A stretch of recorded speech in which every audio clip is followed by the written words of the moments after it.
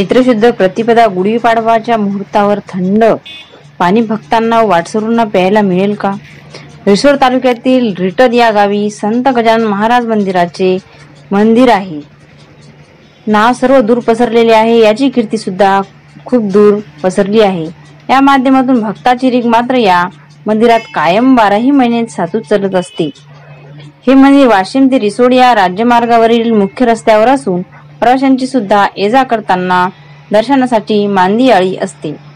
आता उन्हाळ्याचे दिवस लागले. चैत्र महिना सुरू होणार. उन्हाळ्याच्या या गारगीमध्ये येणाऱ्या भक्तांना व रस्त्यावरील दर्शनासाठी उतरून दर्शन घेणाऱ्या प्रवाशांना थंड पाणी प्यायला मिळेल का?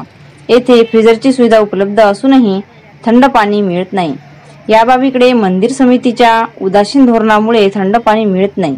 उन्हाळ्यात थंड पाणी मिळाले तर त्याची तृष्णा भागेल, परंतु थंड पाणी मिळाले नाही तर तृष्णा अपुरी राहील. त्या माध्यमातून रिटर्न मंदिर व्यवस्थापन समितीने भक्तासाठी व वाटसरू प्रशासनासाठी त्यांची तृष्णा भागवली तर भक्तांना, वाटसरूंना, प्रवाशांचा आनंद होईल. यासाठी मंदिर समिती प्रयत्न करेल अशी अपेक्षा दर्शनासाठी आलेल्या भक्तांनी केली आहे.